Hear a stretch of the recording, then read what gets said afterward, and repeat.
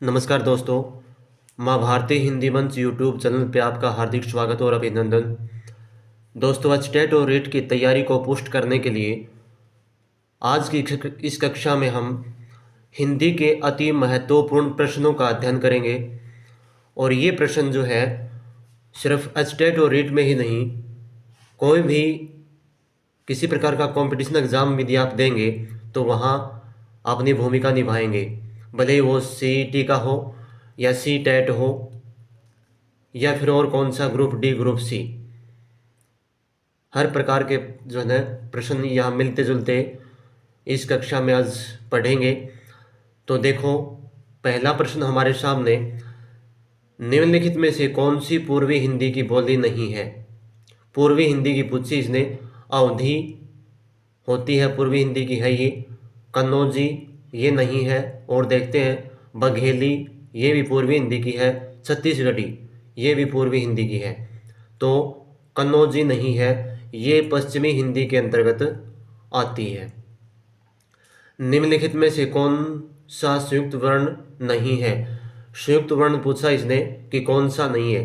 क्षय ये है, अक्षय बना है कै प्लस स से। अगला है त्रय, ये भी है, ये तय और रै से बना। उसके बाद जय, ये जय और ये से बना। आगे है री, री नहीं है, ये हर्षव है, हर्षव स्वर है ये, सॉरी, हाँ हर्षव में आ जाएगा री, ये स्वर है। और बाकी ये तीनों क्या है, संयुक्त वर्ण हो जाएंगे। नेक्स्ट देखिए, मुरलीधर किस प्रकार का शब्द है। रूढ़, योग रूढ़, यौगिक और विदेशज। तो विदेशज तो पहले ही बार हो गया, ये तीन होते हैं, रूढ़, योग रूढ़ और यौगिक। तो रूढ़ शब्द होता है जिसके टुकड़े करें हम, उन टुकड़ों का कोई अर्थ ना निकले, जैसे घर, मेज, ये रूढ़ शब्द है। योग रूढ़, योग रूढ़ में क्या होता है कि दो सार्थक शब्दों का मेल होता है उसमें, जैसे रसोई घर, रसोई और घर दोनों सार्थक शब्द हैं। यौगिक नहीं, सॉरी, ये रूढ़, यौगिक और योग रूढ़। योग रूढ़ में दो शब्दों का मेल तो होता है, लेकिन वो किसी तीसरे व्यक्तित्व के लिए जो है, व्यक्ति के लिए उसका अर्थ होता है। कि जैसे यही, इसका आंसर यही है, मुरलीधर, मुरलीधर। मुरली का मतलब बांसुरी और धर धारण करने वाला। बांसुरी को धारण करने वाला है जो, कौन, श्री कृष्ण। तो ये योग रूढ़ हो जाएगा, इसका आंसर बी हो जाएगा। यौगिक क्या होता है।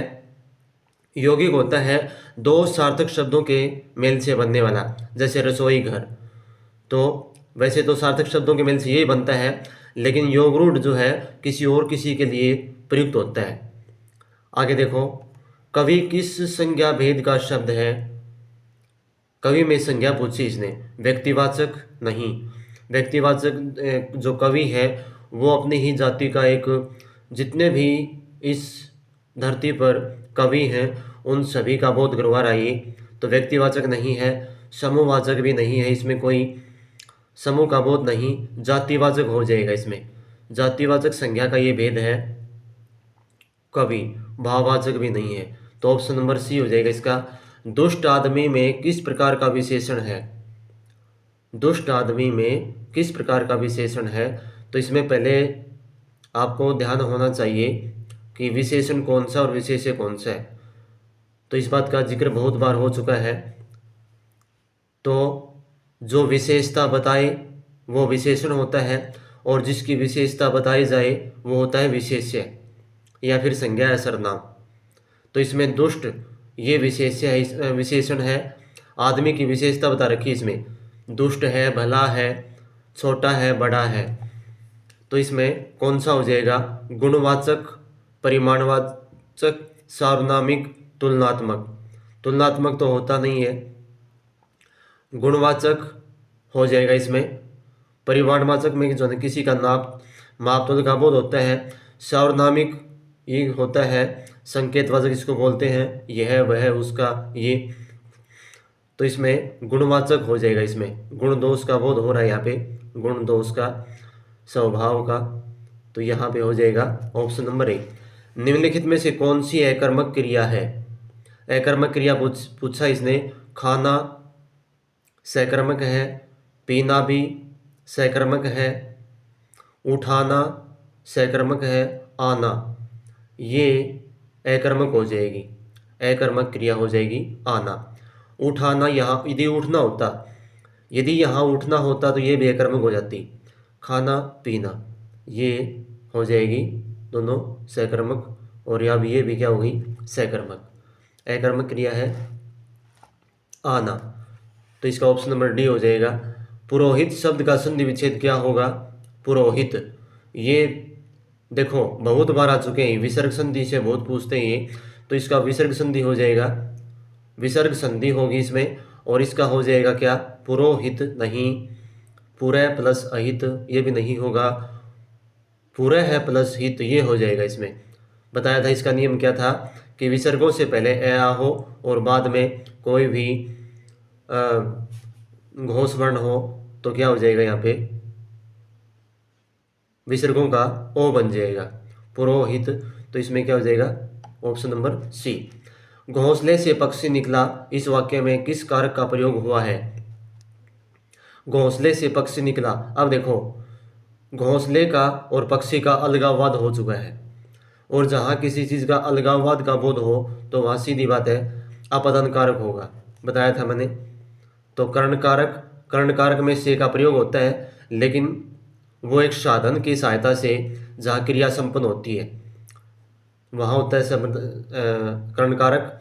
अपादान हो जाएगा, इसमें संप्रदान के चिन्ह होते हैं के लिए और को, अधिकरण भी नहीं होगा, इसमें क्रिया का आधार होता है ये में पर जिसके चिन्ह होते हैं। तो इसका ऑप्शन हो गया बी अपादान कारक। मृगनयन में कौन सा समास है? बहुत ही बढ़िया क्वेश्चन दे रखे इसमें, बहुत ही बढ़िया। तो देखिए मृगनयन में कौन सा समास है? क्रमधारय, द्विगु, द्वंद्व, तत्पुरुष। तो इसमें कौन सा है? मृग नयन, नयन आंखें, मृग हिरन, हिरन के समान है जो आंखें। तो यहाँ विशेषण और विशेषण का बोध हुआ है, तो विशेषण और विशेष्य का बोध किसके बीच होता है, किसमें होता है? क्रमधारय समास में होता है, द्विगु में नहीं होता, द्वंद्व में दोनों पद प्रधान होते हैं, तत्पुरुष में दूसरा पद प्रधान होता है, द्विगु में पहला पद संख्यावाची, और दोनों के बीच क्या होता है? विशेष और विशेषण का बोध होता है। तो यहाँ क्या होगा? क्रमधारय समास हो जाएगा इसमें, पहला ही ऑप्शन। बादल का पर्यायवाची नहीं है, बादल, तो बादल का पर्यायवाची नहीं है, देखो कौन सा नहीं है? नीरद, नीर और दय, नीर का होता है मतलब पानी, दय का मतलब देने वाला होता है ये, जलद, जल दय पानी देने वाला ये भी होता है, इला ये नहीं होता, जीमूत ये भी होता है बादल का पर्यायवाची। तो इसका इला हो जाएगा। इला का मतलब होता है कोई बुद्धिमान स्त्री, और वैसे सरस्वती का पर्यायवाची भी है, वाणी का भी है, तो इसमें इला नहीं होगा। प्राकृतिक शब्द का विपरीतार्थक शब्द क्या है? अगला प्रश्न है कि प्राकृतिक शब्द का विपरीतार्थक शब्द क्या है? प्राकृतिक, तो देखो नैसर्गिक, नैसर्गिक तो प्राकृतिक ही होता है, कृत्रिम, कृत्रिम होता है बनावटी, बनावटी, तीसरा ऑप्शन क्या है? बनावटी, ये दोनों समानार्थी दे दिए, स्वर्गिक ये वैसे ही दे दिया कोई, तो नैसर्गिक हो जाएगा इसका, प्राकृतिक का नैसर्गिक। आगे देखो नेक्स्ट क्वेश्चन क्या है? वह कवि जो तत्काल कविता करे के लिए एक शब्द है, यानी कि जिस भी कोई ये कहे भाई तुम इस जो है ना विषय पे जो है ना कविता सुनाओ, तो उसी समय वो जो है ना कविता कर दे, तो उसको उस कवि को क्या कहते हैं? सुकवि नहीं होता, महाकवि ये भी नहीं होता, आशु कवि ये होता है, आशु कवि ये वो होता है जो किसी भी विषय पे तत्काल जो है कविता बना दे। आगे देखो, शब्द आलोक का अर्थ क्या है? आलोक, तो आलोक का मतलब होता है प्रकाश। आलोक का मतलब प्रकाश होता है। अंतरिक्ष, स्वर्गलोक, सुनसान, अंतरिक्ष आकाश आकाश होता है। स्वर्गलोक, स्वर्गलोक सुन ये होता है। सुनसान तो जो है निर्जन, बिल्कुल जहाँ कोई भी ना हो। तो इसका ऑप्शन नंबर पहला ही हो जाएगा। अगला देखिए, नेक्स्ट क्वेश्चन क्या है इसमें। अगला देखो, निम्नलिखित में से कौन सा शब्द अशुद्ध है? अशुद्ध पूछ दिया इसने, नहीं ये है, पर ये देखो, ये रह गया। ये देखो, निशांत दौड़ रहा है, वाक्य में क्रिया कौन सी है? निशांत दौड़ रहा है, वाक्य में क्रिया है। क्रिया पूछी इसने, कौन सी है क्रिया? एकर्मक, सहकर्मक, संयुक्त और प्रेरणार्थक। तो इसमें क्या है? वैसे तो इसमें एकर्मक क्रिया है। अब इसने किस भाव से पूछा है वो नहीं पता, इसमें इसने पूरा प्रश्न दिया नहीं है। तो दौड़ रहा है, दौड़ना होता है, एकर्मक क्रिया के अंतर्गत आएगा। और यदि वैसे संयुक्त भी बन रही है, क्योंकि दौड़ और रहा है ये संयुक्त क्रिया हो जाएगी। तो इसमें किस भाव से पूछा है ये थोड़ा सा, वैसे तो एकर्मक क्रिया ही है इसमें। आगे देखो, परमेश्वर में संधि कौन सी है? परमेश्वर, तो तो इसका हो जाएगा परम प्लस ईश्वर, और ये स्वर संधि का भेद रहेगा और गुण संधि हो जाएगी इसमें। परम प्लस ईश्वर, इसकी संधि विच्छेद हो जाएगी। विसर्ग संधि नहीं है, दीर्घ संधि भी नहीं है, वृद्धि भी नहीं है, गुण संधि हो जाएगा, ऑप्शन नंबर डी। बाकी ये दीर्घ और वृद्धि क्या है? स्वर संधि के ही भेद है। विसर्ग संधि अपने आप में एक अलग है। आगे देखो, मनोयोग शब्द का संधि विच्छेद क्या है? मनोयोग, तो वही फिर आ गया इसमें, विसर्ग संधि है इसमें, मनः प्लस योग हो जाएगा इसका विच्छेद।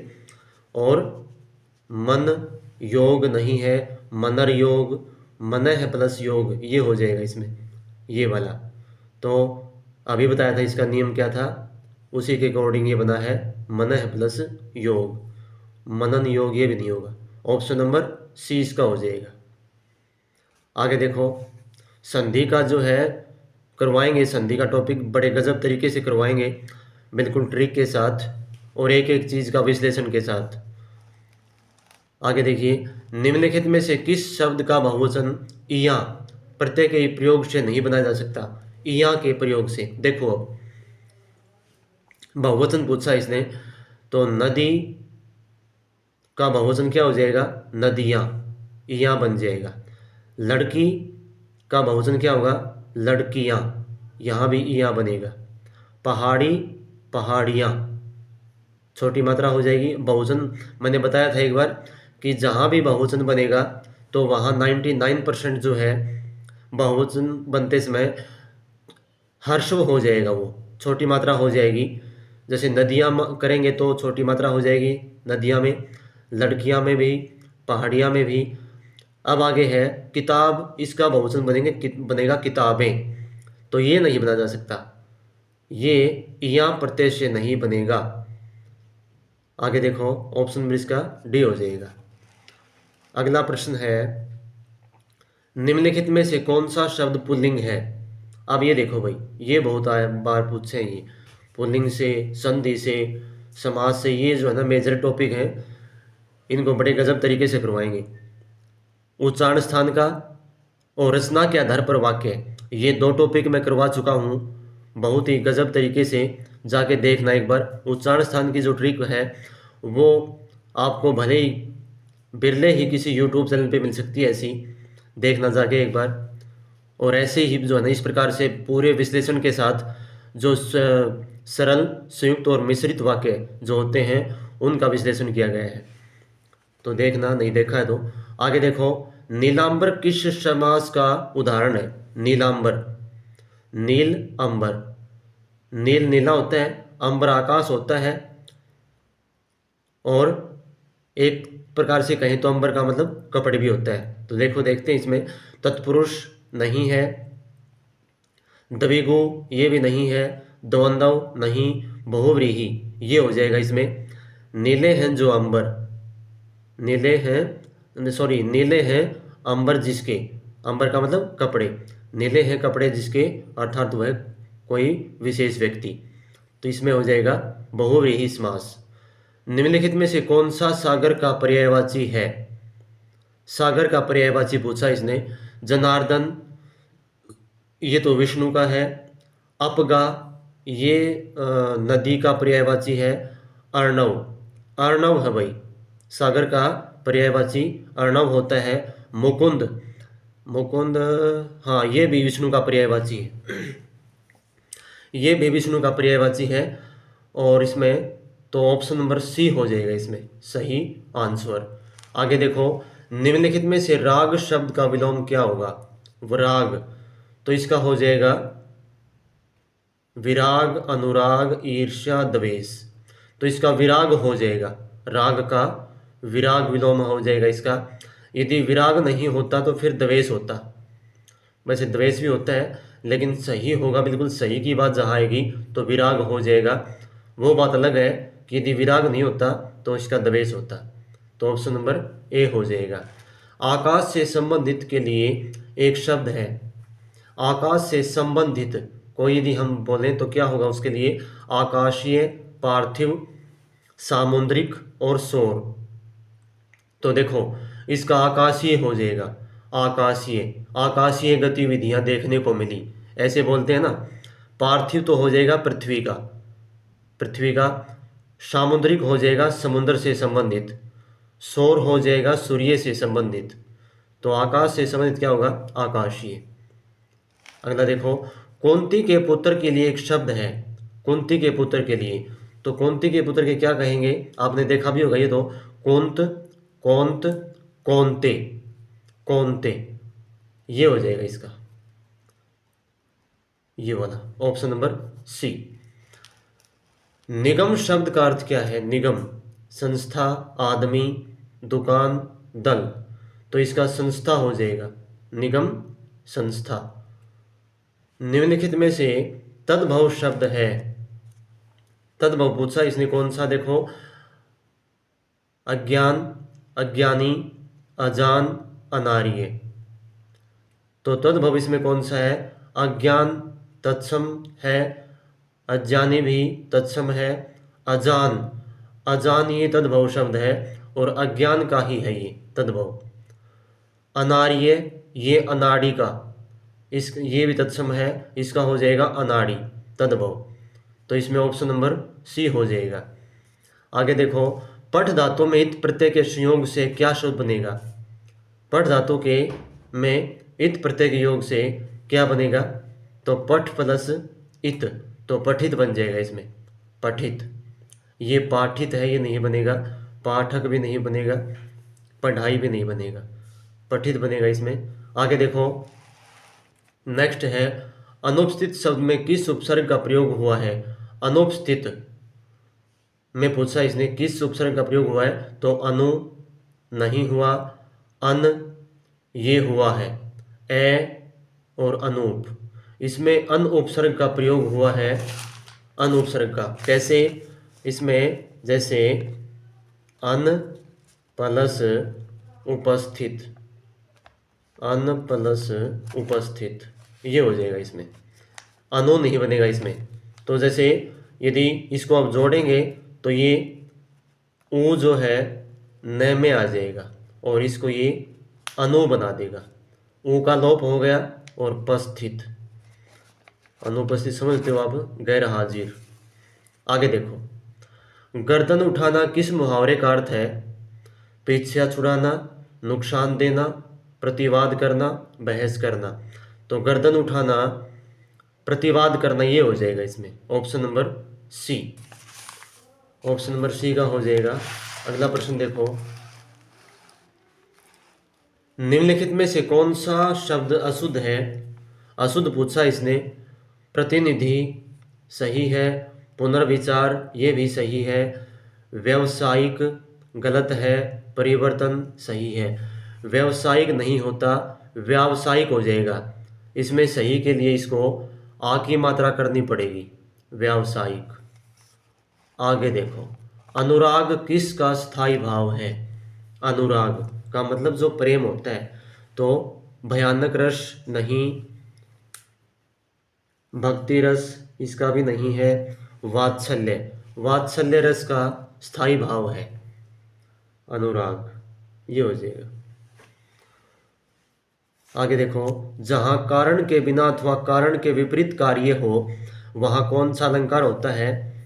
विरोधाभास होता है। आगे देखते हैं, विभावना, वक्रोक्ति, यमक। तो इसमें पहला ही हो जाएगा, जहां कारण के बिना अथवा कारण के विपरीत कार्य हो, वो हो जाएगा क्या? विरोधाभास। महास्य शब्द का सही स्त्रीलिंग रूप क्या होगा? महास्य, महास्या ये होता है। आगे और देखते हैं, महाशयी नहीं होगा, महाशयी ये भी नहीं होगा, महासिनी नहीं, महाशा ये हो जाएगा इसमें, ऑप्शन नंबर ए यही हो जाएगा।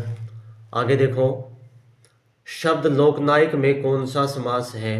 लोकनायक, तो इसमें तत्पुरुष, द्विगु, द्वंद्व, अव्ययभाव, तो इसमें कौन सा हो जाएगा? लोकनायक। इसका विग्रह क्या बनेगा वो देख दो पहले।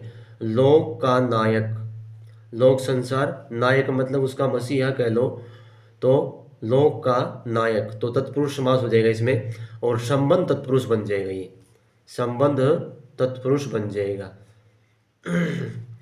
निम्नलिखित में से कौन सा मोर का पर्यायवाची नहीं है? मोर का पर्यायवाची नहीं है पूछा है। मयूर होता है, सभी को पता है। तो कलापी भी होता है, शिखी भी होता है, अरुण शिखा, अरुण शिखा नहीं होता, अरुण शिखा होता है मुर्गा, ये मुर्गे का पर्यायवाची है, मुर्गा। तो इसका ऑप्शन नंबर डी हो जाएगा। आगे देखो, बुढ़ापा में किस प्रत्यय का प्रयोग किया गया है? बुढ़ापा जो है इसमें किस प्रत्यय का प्रयोग हुआ है? आपा, पा, अप, यापा नहीं, इसमें ऑप्शन नंबर ए ही सही हो जाएगा, ऑप्शन नंबर ए, बुढ़ापा, आपा ये हो जाएगा इसमें। दिग्भ्रम का संधि विच्छेद क्या होगा? दिग्भ्रम एक बार पहले भी जिक्र हुआ था इसका, तो इसका हो जाएगा, ये व्यंजन संधि का उदाहरण है।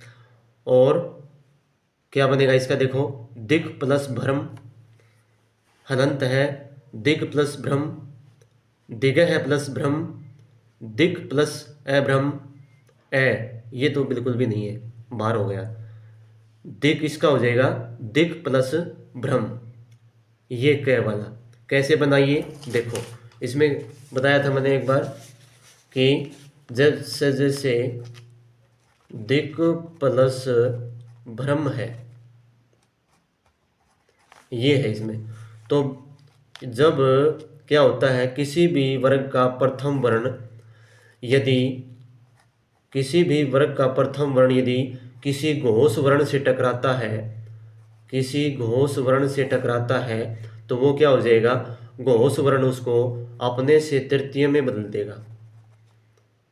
जो क वर्ग है वो क है, वो अपने से तृतीय में हो जाएगा और आधा ही रहेगा। तो ये नियम इसमें लागू होता है। और व्यंजन संधि का एग्जाम्पल है ये दिग्भ्रम। जैसे वाक प्लस जाल, वाग जाल, इस प्रकार से। अभ्युदय में संधि कौन सी है? अभ्युदय, तो इसमें यण संधि, गुण संधि, दीर्घ संधि, वृद्धि संधि। तो अभ्युदय में कौन सी संधि है? यण संधि रहेगी। स्वर संधि का भेद है ये यण संधि। बहुत बार इसका जिक्र हुआ है जब पेपर सोल्व करवाए थे मैंने पीवाई को। अभी प्लस उदय, ये हो जाएगा इसमें। कैसे बना?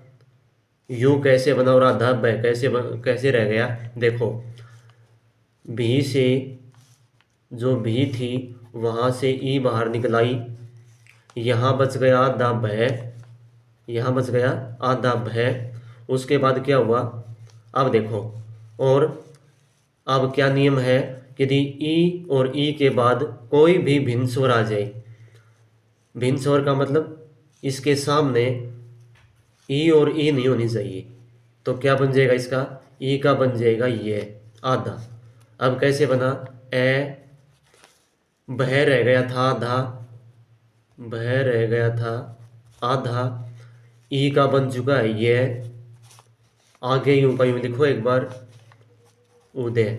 अब इसको जोड़ दो, ए भय, भय के आगे व्यंजन है, यदि स्वर होता तो इसको पूरा होता, तो ये ए और भय आधा ही रह जाएगा, ये आधा है, इसके तुरंत बाद क्या है, स्वर है, ये स्वर इसमें आ जाएगा, ये इसको हर्षम ऊ कर देगा, और दय ये अभ्युदय। इस प्रकार से बनाइए। मेरे ख्याल से समझ गए होंगे। इससे बेहतर और ट्रिक आपको क्या बताऊं मैं, पूरा विश्लेषण एक एक शब्द का जो है विश्लेषण कर दिया। आगे देखो, तो इसमें यण संधि इस प्रकार से बनी, पुहूप निम्न में थे किसका पर्यायवाची है, पुहूप। तो पुहूप क्या होता है, सुमन, प्रसून, फूल, ये तो प्रसून हो जाएगा, इसमें प्रसून का पर्यायवाची हो जाएगा ये। आगे देखो, वृक्ष नहीं है, गाछ नहीं है, पादप नहीं है, तो इसमें प्रसून हो जाएगा पुहूप। आगे देखो, निम्नलिखित में से पत्थर का पर्यायवाची नहीं है, पत्थर का पर्यायवाची अश्म होता है, विटप नहीं होता, पाषाण भी होता है, उपल भी होता है। विटप तो वृक्ष का पर्यायवाची है, विटप पादप, पेड़, रूख, भायला, इस प्रकार से। तो आगे देखो, नेक्स्ट है, तो इसमें क्या हो जाएगा, विटप हो जाएगा। रानी केतकी की कहानी रचना की भाषा है, रानी केतकी, ये बहुत बार पूछा गया है भाई, इंपॉर्टेंट प्रश्न है ये, साहित्य का, हिंदी साहित्य का। तो रानी केतकी की कहानी जो रचना है वो खड़ी बोली में है, खड़ी बोली में, और ये हिंदी भाषा की गद्य रचना की, हिंदी भाषा में जो है गद्य रचना की पहली रचना है ये रानी केतकी की कहानी। और ये लिखित है ये शायद उर्दू कवि थे, इंशाल्लाह नाम के कोई व्यक्ति, कोई लेखक थे, उर्दू कवि, उर्दू लेखक, तो उनका जो है ये, उनकी कहानी है ये, और हिंदी रचना की पहली, हिंदी गद्य रचना की पहली कहानी है, रचना है। तो इम्पोर्टेंट प्रश्न है ये, कई बार पूछा जाता है इसमें। आगे देखो, दंत धावन का तद्भव शब्द है, दंत धावन का तद्भव शब्द क्या है, टंग क्लीनर नहीं, ब्रश नहीं, ये तो वैसे दे रखे हैं, ये इंग्लिश का वर्ड है, दातोन, ये हो जाएगा इसमें तद्भव शब्द, दंत धावन, संस्कृत का ये तत्सम है, इसका हो जाएगा दातोन, दंत दांत का होता है, दातुन हो जाएगा।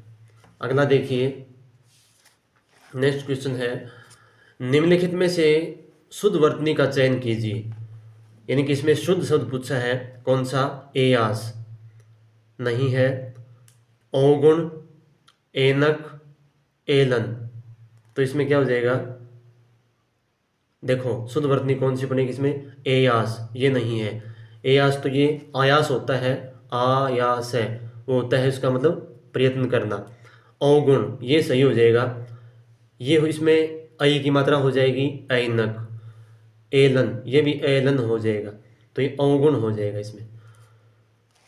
तो आज दोस्तों इतने ही करेंगे, ये थी आपकी क्लास हिंदी के अति महत्वपूर्ण प्रश्नों की। उम्मीद करता हूँ कि जो है कुछ सीखने को मिला होगा आपको, और हो सकता है यहाँ से एक दो प्रश्न फंस जाए पेपर में, कहीं स्टेट में नहीं, रीट में नहीं, तो कहीं कौन से और टेट में, या फिर और कौन से जो है ना कंपटीशन एग्ज़ाम में। तो जो साथी नए देख रहे हैं आज इस क्लास को, वो अपने दोस्तों को शेयर करें, और सब्सक्राइब नहीं किया तो सब्सक्राइब कर लें। मिलते हैं जल्द ही एक नए चैप्टर के साथ, नए टॉपिक के साथ। धन्यवाद। जय हिंद, जय भारत।